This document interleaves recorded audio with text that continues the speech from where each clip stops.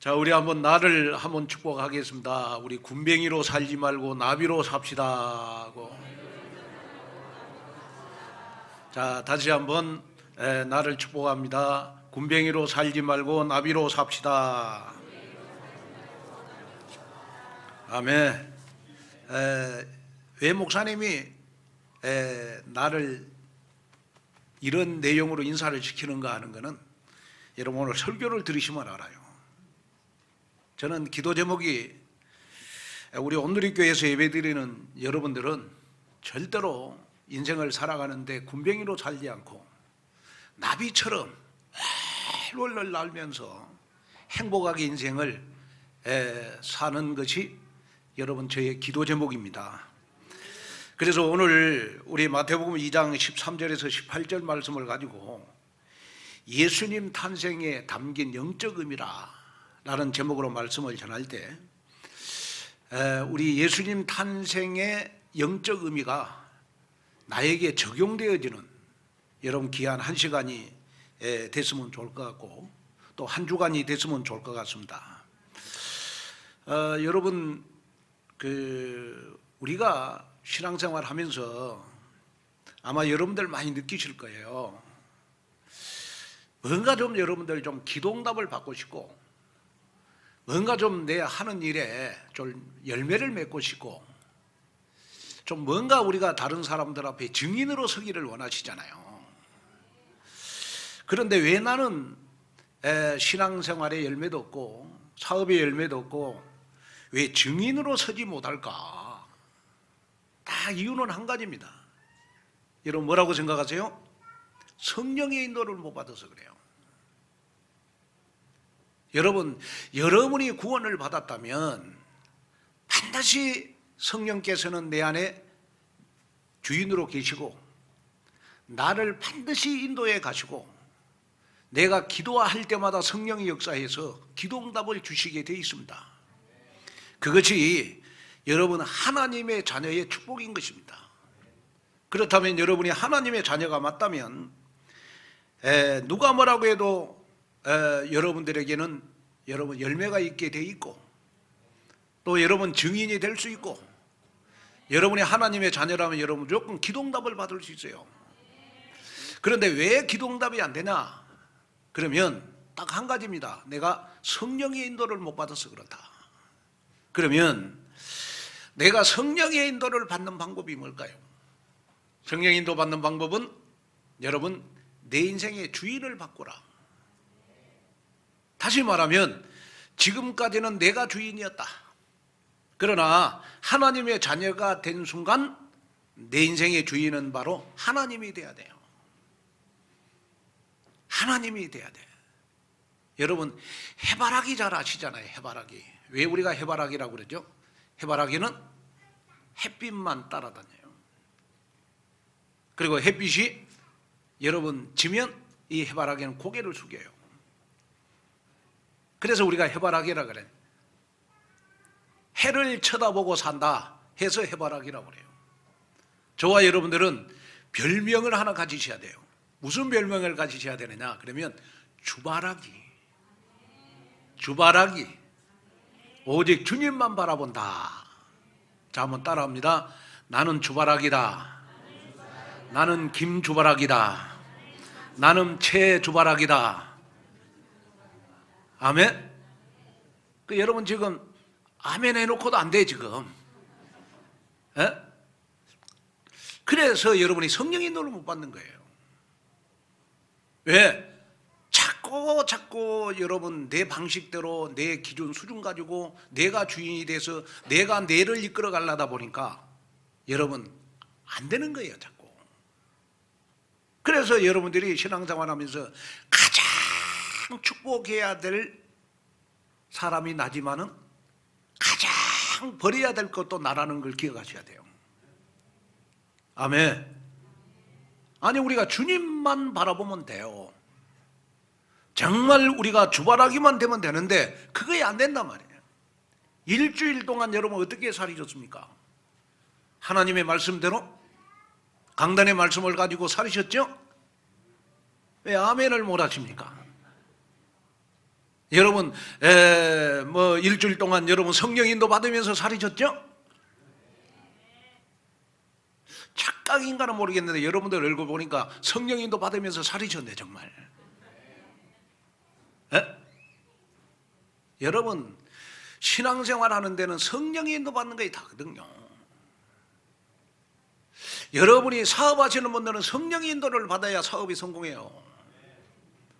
또 우리 사역자들은 여러분 성령 인도를 받아야 여러분 사역에 열매가 있어요. 또 여러분들 하루하루 삶 속에서 성령 인도를 받아야 하나님의 여러분들 인도에 가셔야 여러분들 삶 속에 열매가 있는 거예요.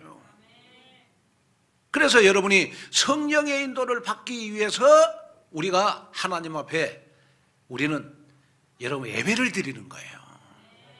내가 축복받기 위해서 예배 드리는 게 아니라 성령의 인도를 받기 위해서 여러분 하나님 앞에 예배를 드리는 것이다. 이번 한 주간도 여러분 정말로 여러분들의 삶 속에 여러분이 성령의 인도를 잘 받아서 여러분들 군뱅이로 살지 말고 나비처럼 행복하게 정말 기도응답 받으면서 여러분 이 시대의 증인으로 여러분 활활 이 세상을 날아다니는 여러분 되시기를 주님의 이름으로 축원을 드립니다. 그러면 우리가 이제 왜 성령의 인도를 못 받느냐 했을 때 두 번째는 여러분 하나님의 말씀을 붙잡지를 못하는 거예요. 인생이라는 거는 태어날 때 주먹을 쥐고 태어나요. 뭐든지 세상에 나는 붙잡고 살아야 되겠다. 그래서 주먹을 쥐고 태어나잖아요. 그런데 그 주먹을 쥐고 우리가 태어나는데 우리는 뭘 붙잡고 살아가느냐? 그러면 우리는 여러분 성공을 해야 되겠다. 이 성공을 여러분 딱 쥐고 살아가는 거예요. 그러다 보니까 여러분 성공이라는 이 플랫폼은 내가 가지고 살아가는데 하나님의 말씀을 붙잡지를 못해요. 자, 여러분 저는 정말 여러분들에게 약속할 수 있어요. 성경 66권은 하나님의 말씀입니다. 이 말씀은 하나님이 누구에게 주셨느냐? 나에게 주신 거예요. 왕에게 대통령에게 준 게 아니고 이 하나님의 말씀은 하나님이 나에게 주신 거예요. 그리고 더 중요한 거는 이 하나님의 말씀은 여러분 반드시 성취가 돼요. 내가 붙잡은 이 말씀이 나에게 언약이 될 때 이 하나님의 말씀은 반드시 여러분 나에게 성취가 돼요. 그러면 일주일 동안 여러분 성령 인도 받기 위해서는 여러분이요 정말로 이 말씀을 붙잡으셔야 돼요.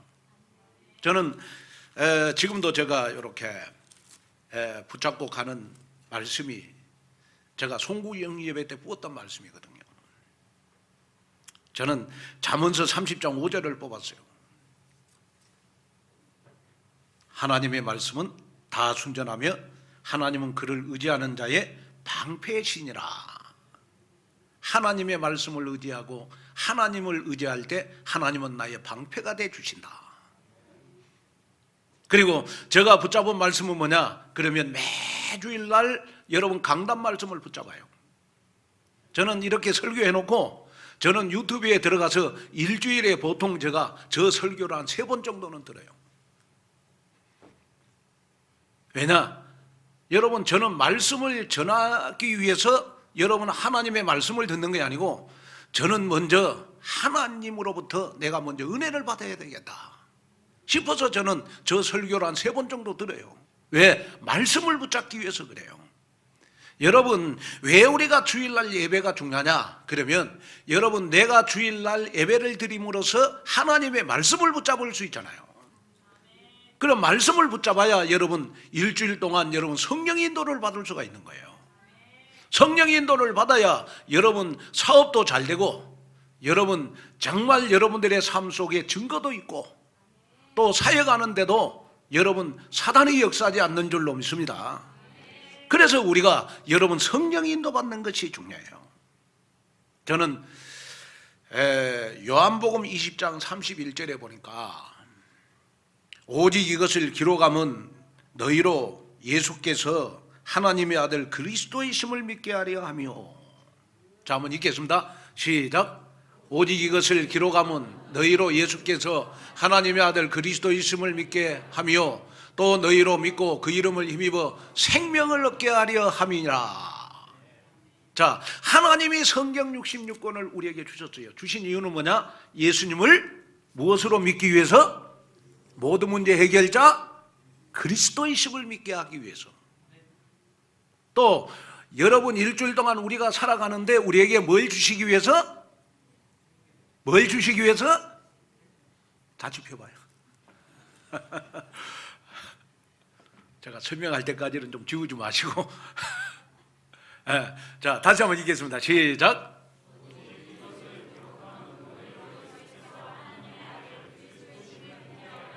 또 너희로 믿고 그 이름을 힘입어 무엇을 힘입어? 무엇을 힘입어? 그 이름을 힘입어. 그러면 여러분들이 월요일 날도 화요일 날도 수요일 날도 여러분 그의 이름을 힘입어서 여러분들이 생명을 얻어야 여러분 살 수 있어요. 생명이 있어야 살 수 있단 말이에요. 생명이 있어야. 그런데 그 생명이 바로 여러분 하나님의 말씀이에요. 이 말씀을 붙잡아야 여러분 재앙 속에서 우리는 축복을 받을 수 있고, 이 말씀을 붙잡아야 성령 인도를 받을 수 있는 것이고, 이 말씀을 붙잡아야 이 말씀이 곧 나에게 빛이니까 어둠이 떠나가는 역사가 일어나는 것이고, 이 말씀이 나에게 능력이 되는 것이고, 이 말씀이 여러분들의 인생을 인도해가는 내비게이션이 되는 것입니다. 이걸 여러분 마음에 붙잡으셔야 돼요.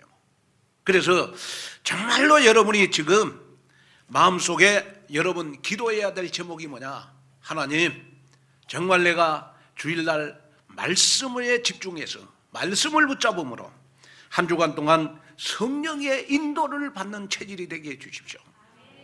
그러면 여러분들은 반드시 성령의 인도로 여러분 증인이 될 수 있는 여러분 귀한 역사가 일어나는 줄로 믿습니다. 어떤 사람이 가장 사명자냐? 여러분 말씀을 잘 붙잡는 사람이에요. 어떤 사람이 가장 제자냐? 여러분 말씀을 잘 붙잡는 사람이에요. 어떤 사람이 가장 충성된 사람이냐? 말씀을 잘 붙잡는 사람이에요. 아멘. 그래서 오늘 정말로 여러분들이 신앙생활 하면서 정말 누가 뭐라고 해도 로마서 12장 2절에 있는 말씀처럼 믿음의 주여 온전케 하시는 예수를 바라보자. 정말로 믿음의 주여 온전케 하시는 예수를 바라볼 수 있는 그러한 여러분들이 되시기를 주님의 이름으로 축원을 드립니다. 그래서 우리가 지금 마태복음을 제가 강의해 갑니다. 그런데 이 마태복음의 핵심은 다른 것이 아니고 오직 예수, 항상 예수, 안전한 예수, 영원한 예수, 그분이 바로 그리스도다. 이걸 설명해 주고 있는 거예요. 그래서 마태복음 1장은 예수님의 계보로 시작을 해요.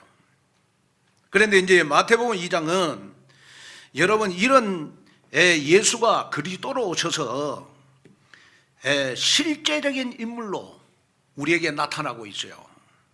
그런데 중요한 거는 뭐냐 그러면 그 헤롯 왕 때 예수께서 유대 베들레헴에서 나심에 헤롯 왕 때에 누구 왕 때? 헤롯 왕 때에 예수께서 어디에서 나심에? 유대 베들레헴에서 나심에 여기서부터 여러분 예수님은 태어날 때부터 여러분 영적인 싸움을 시작하게 된 거예요. 예수님은 태어나면서 영적 싸움을 했어요. 여러분 우리가 주일날 왜 말씀을 붙잡아야 되느냐? 일주일 동안 우리는 영적 싸움에 승리하기 위해서 우리는 여러분 말씀을 붙잡아야 되는 줄로 믿습니다. 오늘 그 응답이 오늘 여러분들의 응답이 되시기를 주님의 이름으로 축원을 드립니다. 그래서 왜 내 마음이 공허하냐? 왜 내 마음이 허전하냐? 왜 나는 자꾸 불신앙하냐? 왜 나는 자꾸 두려움이 생기냐? 하나님의 말씀이 내 마음속에 없어서 그래요. 여러분 다른 걸로 여러분 우리는 나의 만족을 채우려고 하지 말고 하나님의 말씀으로 여러분 나의 영혼의 만족을 채울 수 있는 여러분이 돼야 돼요.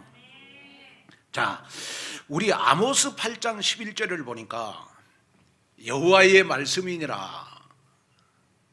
자, 한번 읽겠습니다. 시작. 여호와의 말씀이니라. 보라 날이 이르리라. 내가 기근을 땅에 보내느니 양식이 없어 주림이 아니며 물이 없어 가람이 아니요 여호와의 말씀을 듣지 못한 여호와의 말씀을 듣지 못한 기갈이라. 왜 나는 여러분 영적으로 자꾸 여러분 굶주림, 영적인 기근, 또 여러분 나는 왜 영적으로 무리 없이 가람같이 갈급함이 있느냐? 그 이유는 딱 하나입니다. 뭐냐? 하나님의 말씀을 듣지 못한 기갈이기 때문에 그래요. 하나님의 말씀을 못 들어. 하나님의 말씀을 못 붙잡아. 하나님의 말씀이 내 생각과 마음속에 없어요. 그러다 보니까 여러분 내 생각으로 꽉 찼어요. 나의 기준으로 꽉 차. 여러분 내 표준으로 꽉 차서 신앙생활하는 거예요. 그러니까 늘 하나님이 나고 내가 하나님이고, 그러다 보니까 모든 여러분의 생각과 판단을 내 기준으로 해요. 그러다 보니까 여러분 신앙생활에 열매도 없고 기도응답도 없고 나 자신이 여러분 너무너무 여러분 신앙생활 자체가 허전하고 허탈한 거예요. 오늘 이 문제가 해결되어지는 그러한 여러분들이 되셔서 하나님의 말씀을 듣지 못함으로 기갈이 생기는 여러분이 아니고 하나님의 말씀을 잘 붙잡음으로 성령의 인도를 받는 그러한 여러분들이 되시기를 주님의 이름으로 축원을 드립니다. 자, 그러면 첫째로 우리의 유일한 경배 대상은 예수 그리스도밖에 없습니다. 자, 우리 마태복음 2장 1절에서 2절을 한번 읽어볼까요? 헤롯 왕 때, 자, 읽겠습니다. 시작. 헤롯 왕 때 예수께서 유대 베들레헴에서 나심에 동방으로부터 박사들이 예루살렘에 이르러 말하되 유대인의 왕으로 나신 이가 어디 계시냐? 우리가 동방에서 그의 별을 보고 그에게 경배하러 왔노라 하니. 자, 마태복음 2장을 시작하면서 예수님이 이 땅에 오셨다는 사실에 대해서 역사적인 근거를 말씀해 주고 있어요. 자, 헤롯 왕 때라 이 말은 연대를 말하는 것이고, 자, 베들레헴이란 장소를 직접 언급하신 것은 바로 예수님의 탄생이 역사적 사실이고 구약시대에 예언된 말씀의 성취를 강조해 주고 있는 말씀이에요. 자, 그리고 더 나아가서 여러분 예수님이 우리의 유일한 경배 대상이다. 자, 이걸 우리에게 말씀해 주고 있는 거예요. 그런데 우리 예수님이 여러분 헤롯 왕 때에 태어나고 또 여러분 유대 베들레헴에서 태어난 것은 우연으로 태어난 것이 아니고 하나님의 말씀의 성취다. 하나님의 말씀의 성취다. 우리 에레미야 23장 우리 5절 6절을 한번 읽어볼까요?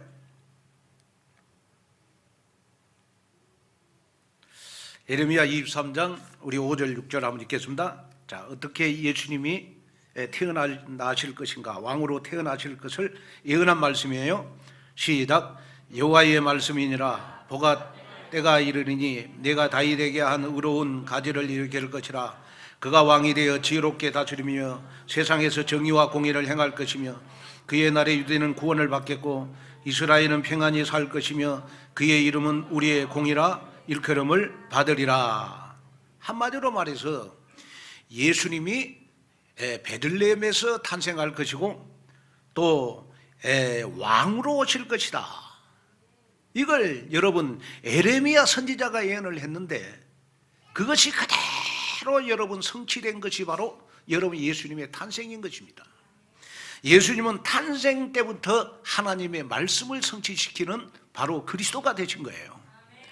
여러분 하나님의 말씀은 반드시 우리에게 성취되시는 줄로 믿습니다. 그래서 내가 하나님의 말씀을 붙잡고 이 하나님의 말씀을 각인을 시키고 하나님의 말씀이 여러분 내 마음속에 담겨질 때마다 하나님의 말씀이 여러분들을 인도해 가는 귀한 증거가 여러분들에게 일어나는 줄로 믿습니다. 자, 그런데 왜 예수님이 유일한 경배 대상이냐 했을 때요, 이 예수님은 여러분 만왕의 왕으로 태어났고 또 모든 죄 문제를 완벽하게 해결하기 위해서 오셨고, 그리고 여러분 십자가 대속과 또 여러분 3일 만에 부활하셔서 여러분 우리 인생의 그리스도가 되셔서 여러분 인생 모든 문제를 완벽하게 해결하신 그분이 바로, 그 예수가 바로 저와 여러분들의 그리스도가 되신 거예요. 그래서 더 중요한 것은 뭐냐? 우리의 유일한 경배의 대상은 여러분 예수 그리스도밖에 없다. 욥기서 5장 17절 19절에 보니까 이런 말씀이 있어요. 욥기서 5장 17절 19절에 보니까 볼지어다 하나님께 징계를 받은 자에게는 복이 있나니 그런즉 너는 전능자의 징계를 업신여기지 말지니라.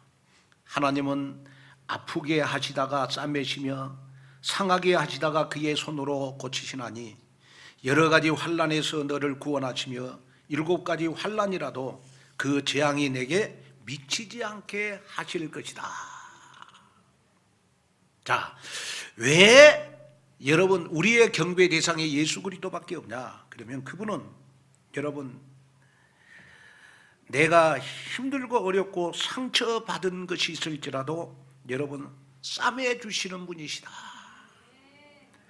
또 여러분 내가 환난을 당할 때 여러분 그 환난을 고치시는 분이시다. 그리고 곧 그 예수가 그리스도 되셔서 내 인생의 모든 문제를 해결하신 분이기 때문에 우리는 경배의 대상이 바로 여러분 예수 그리스도밖에 없다.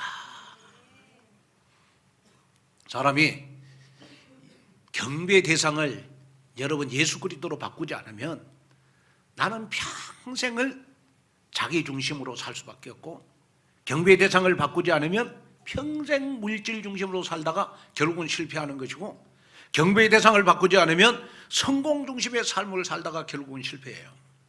그래서 여러분 우리 창세기 3장의 중심의 삶이 무슨 중심의 삶입니까? 바로 자기 중심의 삶이에요. 다시 말하면 자기 중심의 삶이 뭐죠? 뉴에이지 운동입니다. 뉴에이지 운동. 뉴에이지 운동의 특징이 뭐죠? 자신이 하나님이라는 거예요. 그래서 대부분 우리가 왜 신비주의에 빠져는 안 되냐? 신비주의 하는 사람들의 특징이 있어요. 그건 뭐냐? 자기가 하나님이라는 거예요. 성경도 다 자기한테 맞춰요, 보면. 뉴에이지의 특징이 있어요. 내가 바로 하나님이라는 거예요. 이것이 바로 여러분 창세기 3장이거든요. 자, 아담과 하와가 창세기 3장에 왜 선악과를 따먹었죠? 하나님처럼 되려고 선악과를 따먹었어요. 이것이 창세기 3장이에요. 자, 여러분 창세기 6장이 뭐죠? 물질 중심의 삶입니다. 그러면 우리가 물질 중심의 삶이 뭐죠? 바로 유대인 조직입니다. 세계 경제를 여러분 그 유대인들이 붙잡고 있습니다. 그런데 그 유대인들은요, 여러분 세계 경제를 쥐고 있지만은 아직도 메시아를 기다리고 있어요. 그래서 그 유대인들은요, 정말 이 예수가 그리스도라는 이 복음 하나 몰라서 여러분 전 세계 2000년 동안 디아스포라의 고통을 겪을 수밖에 없었던 거예요. 자, 무슨 말이냐? 그러면 여러분들의 신앙이 여러분 우리는 주바라기가 돼야지 여러분 물질 중심이 돼서는 안 된다. 그 다음에 우리가 창세기 11장이 뭐죠? 성공 중심의 삶을 말하는 것입니다. 그러면 성공 중심의 삶이 뭐죠? 여러분 프리메이션입니다. 프리메이션은 뭐죠? 보이지 않게 세상 권세를 사로잡고 세상을 조종하고 있는 것이 바로 여러분 프리메이션이거든요. 자, 여러분 요즘 우리가 영화라든지 그 다음에 대중문화 거의가 다 보면 여러분 이 프리메이션 속에 다 들어가 있는 거예요. 그래서 최근에 우리 한국 그 영화 사상 처음으로 우리 기생충이요, 여러분 사관왕을 차지했어요. 기생충. 그런데 여러분 그 내용을 자세히 보면 그 속에도 무슨 사상이 있느냐? 프리메이션 사상이 있다는 거예요. 그래서 이건 모든 사람들의 관심이 오직 예수에게 안 있고 모든 관심을 지금 기생충에다가 다 쏠리도록 만들잖아요. 그 자체가 바로 여러분 프리메이션. 여러분 정말 여러분이 한번 가슴 속에 손을 얹고 여러분이 한번 생각해 봐야 될 것이죠. 내 인생은 지금 나 중심이냐, 물질 중심이냐, 성공 중심이냐. 정말 내 인생의 주인은 정말 예수 그리스도냐? 한번 여러분 생각해 보셔야 돼요.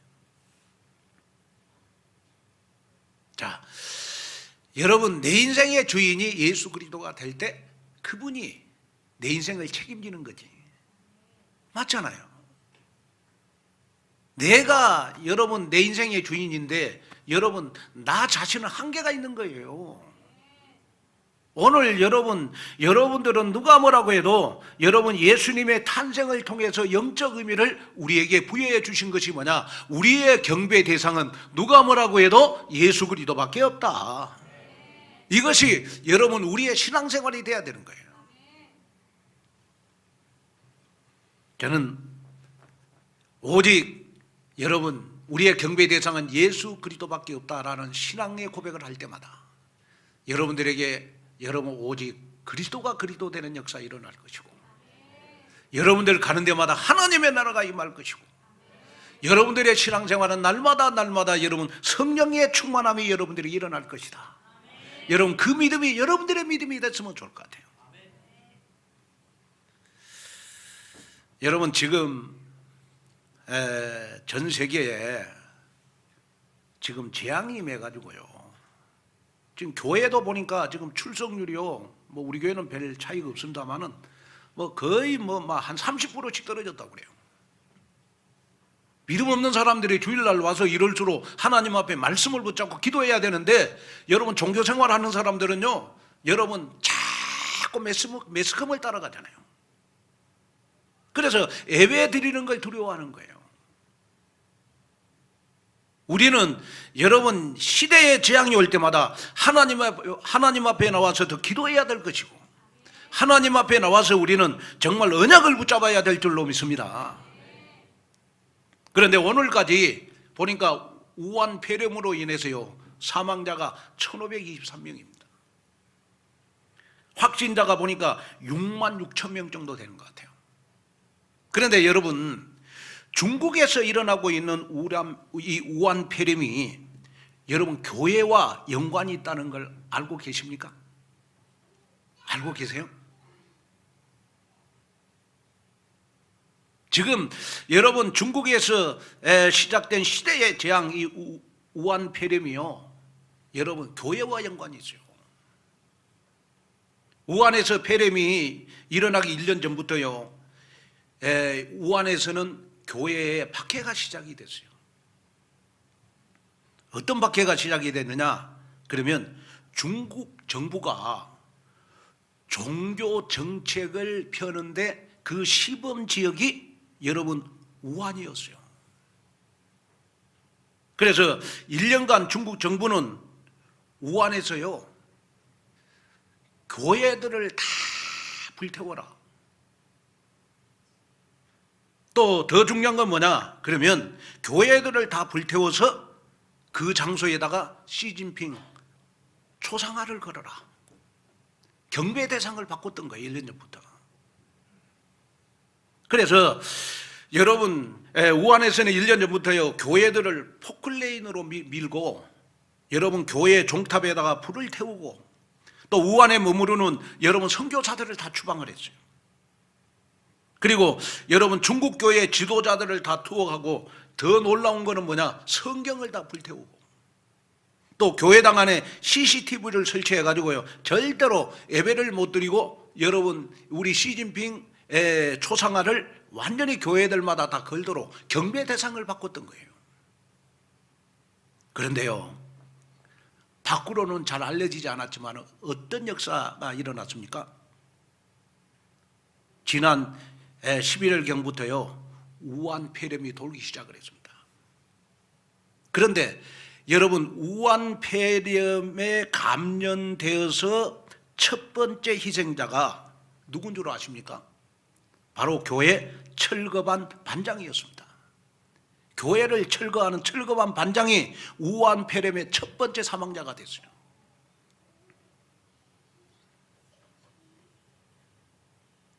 그리고 여러분 더 놀라운 거는 뭐냐 그러면요, 여러분이 기억해야 될 것은 뭐냐 그러면요, 첫 번째 희생자가 여러분 교회를 불태우는 여러분 이 반장이었지만은 더 놀라운 거는 뭐냐 그러면 그 공무원들, 교회를 불태웠던 공무원들이 거의가 다 우한폐렴으로 다 사망했다는 거예요. 저는 이걸 딱 들으면서 저 마음속에 성경이 딱 생각났어요. 사무엘상 2장 10절, 여호와를 대적하는 자는 산산이 깨질 것이다. 저는 이 말씀이 생각나더라고요. 자, 그러면서 저는 뭘 생각했냐 그러면요, 우리 헤롯 왕을 생각을 했어요. 자, 중국에 여러분 기독교를 박해야 하는 시진핑이나 여러분 예수님 태어날 때 여러분 예수님을 그렇게도 여러분 괴롭혔던 헤롯 왕, 저는 똑같다고 봐요. 그래서 이 독재자 헤롯은요, 세례 요한을 여러분 아주 비참하게 여러분 죽였어요. 그런데 이 헤롯 왕의 여러분 결과가 어떤 결과가 일어났습니까? 사도행전 12장 23절에 보면 헤롯이 영광을 하나님께 돌리지 아니함으로 주의 사자가 고치니 벌레에게 먹혀 죽으니라 그랬어요. 벌레에게 먹혀 죽였다. 이걸 보면서 여러분 뭘 느끼십니까? 저는 우한폐렴을 통해서요, 중국의 공산당 정권을 한번 연구를 해봤어요. 그런데 이 중국의 공산당 정권이 시작되기는 1949년이었어요. 장개석이 이끄는 국민당 정권과 모택동이 이끄는 공산당 정권이 오랜 투쟁 끝에요, 1949년에 공산당 정권이 승리해서 국민당은 대만으로 밀려나고 공산당 정권이 시작이 됐어요. 그런데 그 공산당 정권이요, 영원히 그 정권을 유지할 것 같은데 보니까 70년이 안 돼요. 70년이 안 돼. 그런데 놀라운 사실은 뭐냐, 올해가 바로 여러분 공산당 71주년이라는 거예요. 그래서 하나님은 이 중국의 복음의 문을 열기 위해서요, 여러분 공산당 정권 71주이긴 올해를 통해서 이 우한폐렴을 통해서 완전히 이 시진핑 정권을 몰락을 시키고 앞으로 중국의 이런 재앙을 통해서 복음의 문을 여는 하나님의 계획이 있지 않겠냐, 저는 이걸 믿거든요. 여러분 모든 걸 여러분 교회사 세계사를 한번 공부해 보세요. 전도하는 시대에는 시대의 재앙이 없었어요. 그런데 전도가 끊어진 시대에는요, 반드시 시대의 재앙이 있었다니까요. 한 나라도 마찬가지입니다. 왜 우리가 여러분 정말 복음 소식을 하느냐? 왜 우리가 복음 소식을 해요? 시대의 재앙을 막기 위해서, 우리 자손들에게 여러분 재앙을 막기 위해서 우리가 복음 소식하는 거 아니겠습니까? 여러분 그렇잖아요. 그래서 복음 소식 딱 열면 그거 나오잖아요. 이 세상에는 우주와 천지 만물과 사람을 지으신 창조주 하나님이 계십니다. 시작되잖아요. 왜 목사님이 여러분들에게 왜 이 복음 이걸 그렇게 강조하느냐 그러면, 복음을 강조해야 여러분 시대에 재앙이 없어져요. 복음을 여러분 복음 속에 있어야 여러분들 개인에게 재앙이 없어져요. 여러분 후손들에게 이 복음이 들어가야 후손들에게 재앙이 없어지는 것입니다. 유대인들이 여러분 경제를 가지고 전 세계를 움직이지만은 그들은 아직까지도 여러분 이 그리스도를 여러분 메시아로 믿지 않아요. 메시아로 믿지 않습니다. 그래서 유대인들에게 하나님은 재앙을 내렸는데 전 세계로 여러분 2000년 동안 흩어버린 거예요.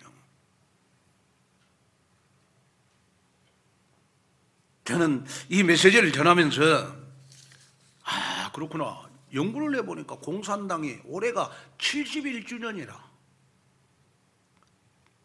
끝까지 갈 것 같는 공산당 정권도 70년을 못 넘겼다니까요. 근데 올해가 71주년이요. 하나님의 계획이 있다, 중국에. 우리 유득일 선교사님이 우리 오셔가지고 지금 복음성교 훈련하고 있잖아요.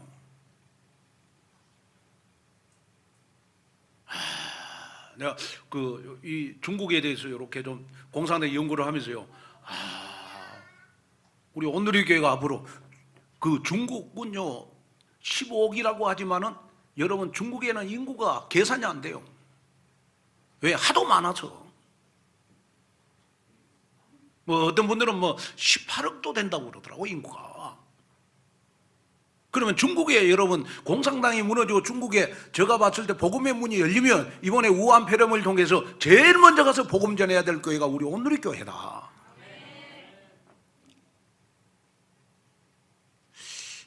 아멘을 안 하신 분들은 독일로 갈 뿐이지. 왜냐, 우리 온누리 교회는 여러분 전도하고 선교하는 교회니까. 뭔가 이 시대에 여러분 시대에 재앙이 올 때마다 여러분 제가 아는 한 분은요 여러분 항상 평생을 보니까 동대문에서 마스크 장사를 해. 마스크 장사. 근데 이 마스크가 여러분 돈을 많이 벌고 그러진 않잖아요. 계속 말씀을 붙잡다가 몇 번을 포기하려고 그랬대요. 왜? 돈이 안 되니까. 근데 자꾸 기도할 때마다 이 전도 속에 내가 있구나.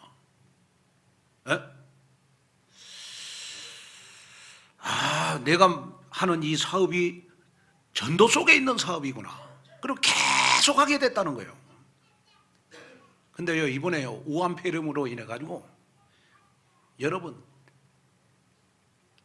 저한테 그 간증을 하더라고. 자기가 2달 동안 마스크를 통해서 돈 번 것이 평생 번 것보다 더 많이 벌었대. 자, 제가 왜 이 말합니까? 우한에 중국에 있는 사람에게는 중국 폐렴이 재앙이지만은 복음 가진 분에게는 여러분 축복이 되는 거예요. 근데 그분은 확실하게 복음이 있거든요. 확실하게 전도 속에 있거든요. 확실하게 선교 속에 있거든요.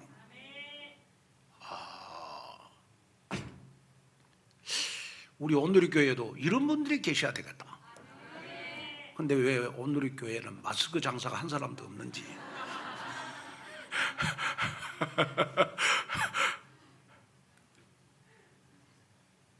제가 이렇게 성경을 딱 보다가 신명기 28장 22절이 생각이 났어요. 한번 볼까요? 신명기 28장 22절. 자, 시작. 여호와께서 폐병과 열병과 염증과 학질과 한재와 풍재와 썩은 재앙으로 너를 치시리니 그 재앙들이 너를 따라서 너를 진멸하게 할 것이라. 자, 여기에 보면요, 여러분 폐병, 열병, 염증, 이것이 바로 여러분 우한폐렴입니다. 이미 성경에요, 여러분 예언을 해주고 있어요. 우리가 복음 모르고 여러분 전도 선교하지 않으면 반드시 폐병과 열병과 염증이 시대의 재앙이 될 것이다. 그런데 놀라운 사실은 뭐냐? 여러분 우한시 정부에서 기독교를 탄압하는 데 앞장섰던 민족종교사무위원회 여러분 최고 책임자가요, 이번에 코로나 바이러스에 감염되어 가지고 여러분 중국 공무원 가운데 최초로 여러분 사망을 했습니다. 이걸 뭘 말하는 거죠? 여러분 시대도 재앙을 피하는 방법이 있다. 그거는 뭐냐? 그러면 우리가 오직 그리스도, 오직 하나님의 나라 오직 성령이 충만이 되면 되는 것이다. 이걸 우리에게 말씀해 주고 있는 거예요. 자, 여러분, 제가 여러분들에게 부탁을 드리고 싶은 거 있어요. 그거 뭐냐 그러면, 여러분 우한폐렴으로 여러분 재앙 속에 있는 이 시대를 바라볼지라도 여러분 절대로 놀라지 마세요. 복음 속에 있는 여러분들에게는 하나님이 함께 하십니다. 여러분들에게는 절대로 재앙이 미치지 않을 것이고, 이럴수록 우리는 더 전도하고, 여러분 다 복음 소식하고, 아멘, 더 복음 속으로 들어가면 돼요. 그럼 반드시 하나님이 응답을 주십니다.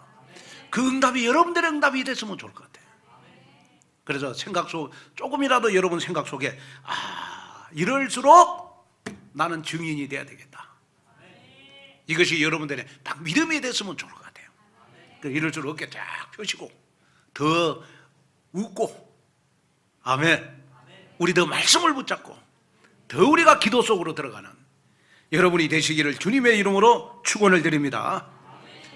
그 다음에 우리가 두 번째는요, 예수님 탄생 때부터요 본격적인 영적 전쟁이 시작이 됐어요.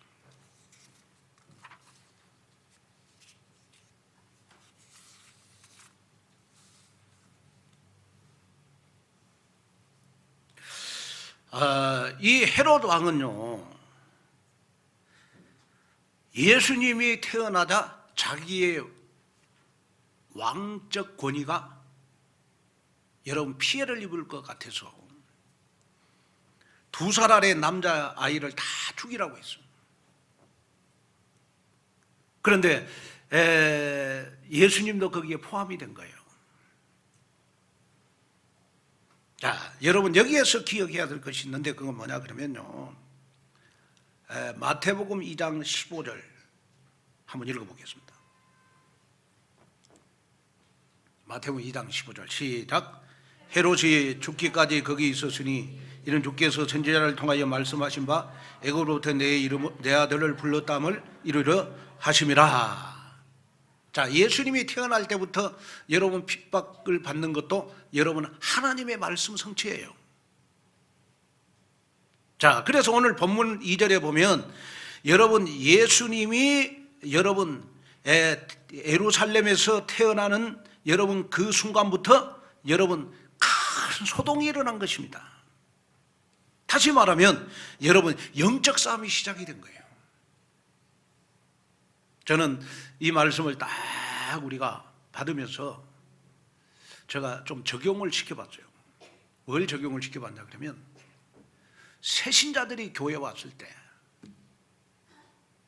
영적 싸움에 성공해야 예배에 성공할 수 있고, 새신자들이 교회에 왔을 때 정말 우리가 다른 말 하지 말고 올바로 복음을 전해줘야 돼요. 그래야 교회화가 되고 나중에 제자화가 되는 역사가 일어납니다. 왜냐, 새신자들이 교회 와서요 처음에 딱 여러분 예배 드리는 것이, 여러분 우리가 절간이나 신천지 이런 데 가서 여러 예배 드리는 거 똑같거든요. 그렇게 부담스럽고 그런 거거든. 여러분 절간에 가서 여러분 천배하라 그러면 하겠습니까? 내가 보니까 우리 온누리교회는 절간에 가고 천배할 사람 아무도 없어, 힘들어가지고. 여러분 하나님의 자녀된 거 진짜 감사해야 돼요. 여러분은 천배 안 하고 지금 여러분 앉아서 여러분 말씀만 듣고 있잖아요. 그거 얼마나 감사합니까? 그래서 여러분이 새가족들을 이해를 해야 된다고. 새가족은 여러분 교회화가 될 때까지 항상 영적 싸움을 해줘야 돼요. 그래서 우리 새가족 도우미들은요 반드시 새가족 한 사람만 한 사람을 위해서 정말로 기도해 주셔야 됩니다. 그래야 교회화가 되고 그래야 제자화가 되는 여러분 귀한 역사가 여러분 일어나는 줄로 믿습니다. 왜냐, 요한복음 8장 44절에 보니까 사단은요 살인자예요. 살인자. 처음부터 살인한 자예요. 그리고 사단은 어떻게 해서든지 여러분 우리의 영혼을 죽이고 멸망시키는 방향으로 이끌어가요.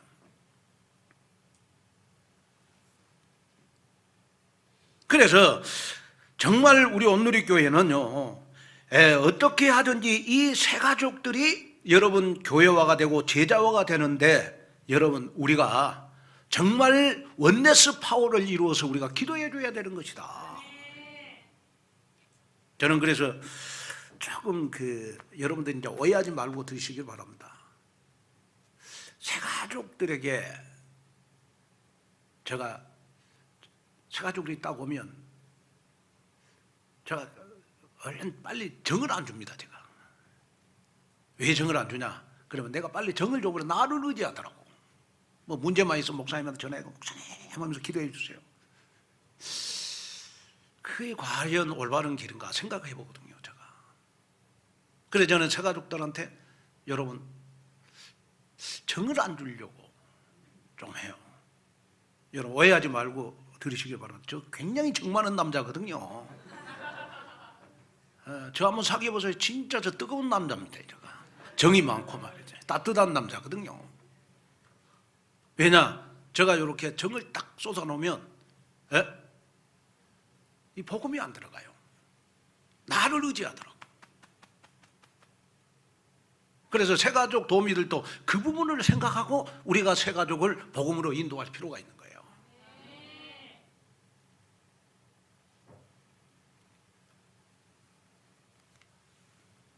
저는 지금도 그렇구나. 어떻게 하면 새가족들이 복음화가 되고 교회화가 되고 제자화가 될 것인가? 이걸 제가 생각하거든. 이것이 어떻게 보면 우리 오늘의 교회의 영적 싸움이다. 이걸 마음에 담으셔야 돼요. 저는 지금 우리 153 운동을 하고 있는데 제가 153 운동을 하기 위해서 제가 전도 대상자를 적어봤어요.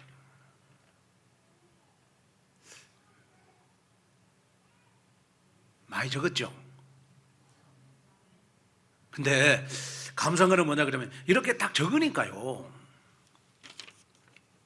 요 영적 상태가 딱 나와요. 종교생활하는 사람 종교 치유, 또 상처가 많은 사람, 교회에 대해 또 상처 많은 사람들 보면 어떤 사람들 만나보면 막 목사님에 대해 교회에 대해 상처 많이 받은 사람들이 있거든요. 그런데 상처 치유 딱 적어놓고, 근데 놀라운 사실은 뭐냐, 이렇게 딱 뭐 많은 명단은 아니지만 딱 적어놓고 나니까 내가 진실로 기도가 되더라고. 그래서 이걸 제가 딱 가지고 제가 혼자 기도할 때 기도하고 있어요. 뭐 여러분 교회 오고 안 오고는 하나님의 주권 속에 있는 거 아니겠습니까? 그랬더니 내 마음이 뿌듯한 거예요. 나도 153 운동에 이렇게 동참하고 있구나. 여러분들과 같이 원네스 파워를 이루고 있구나. 이것에 너무 감사한 거예요. 우리가 한 영혼이 구원받는 것은 여러분 예수님은 태어날 때부터 여러분 영적 전쟁에 승리했어요. 한 영혼이 구원받는 것은 여러분 영적 전쟁에 승리해야 여러분 구원받는 역사가 일어나요. 그러려면 여러분 바로 우리가 여러분 불신자를 우리가 구원하는 것도 영적 전쟁에 승리해야 되지만은 그러기 위해서 내 자신이 여러분 날마다 영적 전쟁에 승리해야 되는 것이다. 그래서 우리가 예수님을 그리스도로 우리가 믿는 순간 우리는 여러분 하나님 만나는 축복을 받았고 죄와 저주에서 해방받은 축복을 받았어요. 그런데 신앙생활이라는 건 뭐냐? 그러면 왕적 권세를 누리는 게 신앙생활이거든요.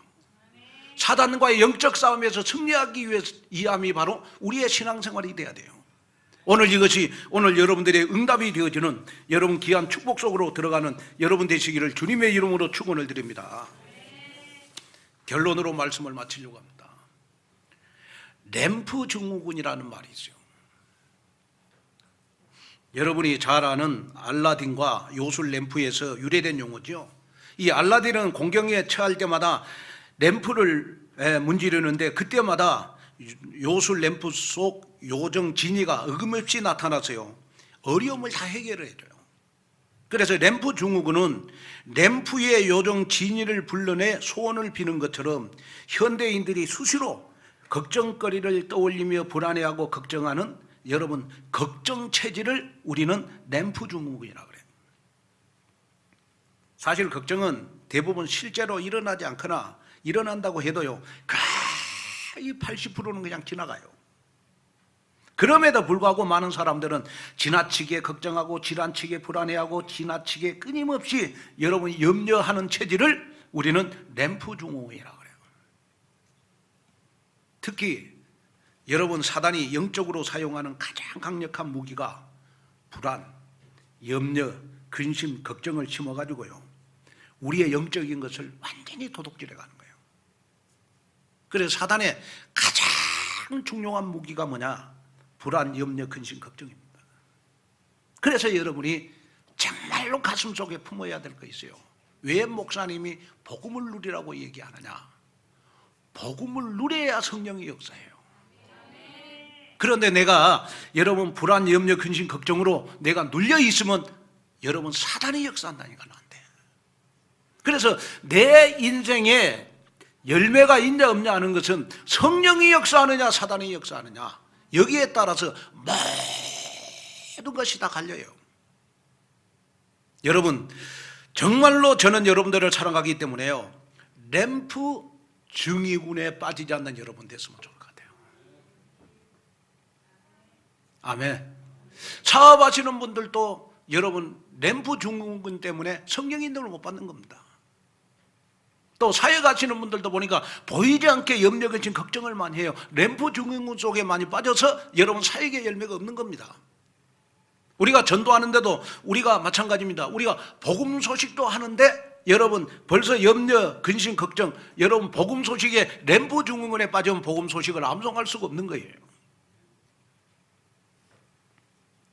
그래서 저는 마음에 딱 기도하는 것이 뭐냐 그러면, 어떻게 하든지 우리 산업인들이 램프 증후군에서 해방받아서 빛의 경제를 회복해야 되겠다.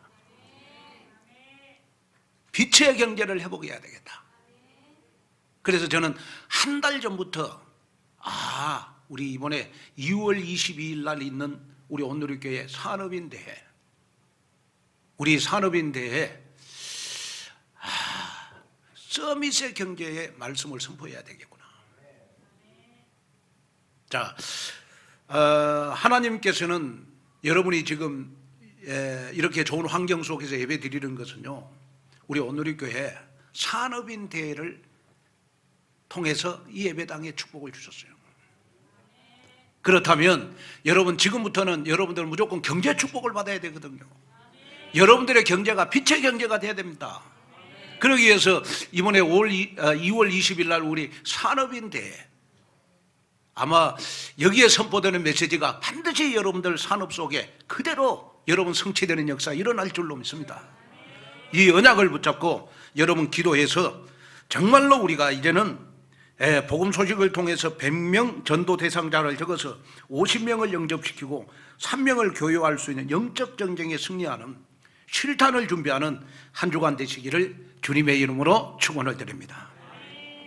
하나님의 은혜와 축복을 감사합니다. 오늘도 귀한 말씀을 듣고 예수님 탄생의 영적 의미를 마음속에 새기고, 정말 아버지 하나님, 내가 하나님의 자녀라면 항상 예수, 오직 예수, 그분이 바로 지금 내 인생의 모든 문제 해결자이신 그리스도이심을 믿습니다.